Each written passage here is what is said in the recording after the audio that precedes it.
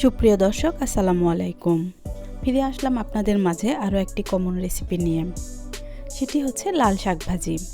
লাল শাক ভাজি কম বেশি সবাই, খারাপ হোক ভালো হোক, যে কোনোভাবে করে নেয়। কিন্তু কিভাবে এটা সহজে পারফেক্টলি করা যায় সেটি আজকে আমি আপনাদেরকে দেখাবো। আশা করি প্রথম থেকে শেষ পর্যন্ত ভিডিওটি মনোযোগ সহকারে দেখবেন।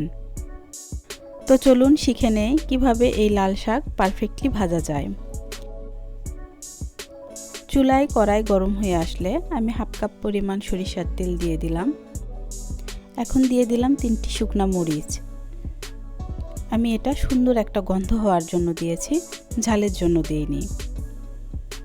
মরিচটা একটু লাল হয়ে আসলে দিয়ে দিলাম 1 কাপ পরিমাণ পেঁয়াজ আর একটা আস্ত রসুন ছোট ছোট করে কেটে দিয়েছি। মানে বড় কোয়াগুলোর মাঝখানে একটা করে ফালি দিয়েছি আর ছোটগুলো সেরকমই রেখেছি।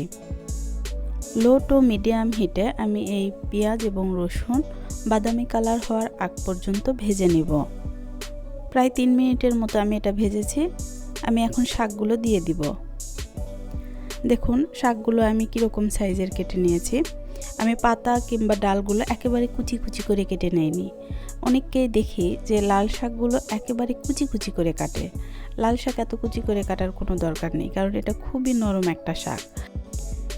এরকম মাঝারি সাইজের করে কেটে নিলে শাকগুলো একেবারে ভর্তাও হয়ে যায় না, আবার বড় করে রাখলে যেরকম লতার মতন হয়ে থাকে সেটাও থাকে না। সেজন্য এই সাইজের কেটে নিলেই আমার কাছে মনে হয় বেশি ভালো লাগে। শাকগুলো আমি একবার উল্টিয়ে দিলাম, আর যেহেতু আমি বললাম যে আমার অনেকগুলো শাক আজকে ভাজবো, সেজন্য বাকি শাকগুলো আমি দিয়ে দিলাম এবং উপরে হালকা একটু লবণ দিয়ে 1 মিনিটের মতন ঢেকে দিলাম। 1 মিনিট পরে আমি দিয়ে দিলাম কাঁচামরিচ, কারণ এই সময়ে শাকগুলো একেবারে কমে এসেছে। কাঁচামরিচ দেওয়ার পরে এটা আমি হালকা নেড়ে নিয়েছি এবং দেখুন কত পানি বের হয়েছে। এজন্য লাল শাক না ঢেকে দিলেও হয়, কিন্তু আমার অনেকগুলো শাক হওয়ার কারণে আমি একটু ঢেকে দিয়েছি এবং অনেক পানি বের হয়েছে। যদি না ঢেকে দিতাম এত পানি বের হতো না এবং শাকটা আরেকটু ঝরঝরে হতো। এই সময়ে আমি চুলার হিটটা একটু বাড়িয়ে দিব, কারণ এতে পানিগুলো দ্রুত শুকিয়ে যাবে। দেখুন আমার পানিগুলো কেমন দ্রুত শুকিয়ে গেল। এর কারণে শাকটা আর ভর্তার মতো হবে না। শাক ভাজি খুব সহজ একটি রেসিপি হলেও দেখা যায় অনেকের শাক ভাজতে গিয়ে একেবারে ভর্তার মতো হয়ে যায়, অনেকের আবার একেবারে খটখটে লাগে। এর কারণ হচ্ছে শাক ভাজি যদি ঢেকে আপনি পানি বের করে সেদ্ধ করতে চান তাহলে এটা দেখা যায় যে ভর্তা হয়ে যাবে, আর যদি এটা একেবারে হাই হিটে ভাজতে যান তাহলে এটা খটখটে হয়ে যাবে। এই সময়ে এসে আপনারা লবণ দেখে যদি লাগে স্বাদ মতো দিয়ে দিবেন, কারণ প্রথমে বেশি লবণ দিলে শাকের অনেক পানি বের হয়ে যায়, তখনও ভর্তার মতো হয়ে যাবে আর লবণের পরিমাণটা বোঝা যায় না, তাই এখন দিয়ে দিবেন।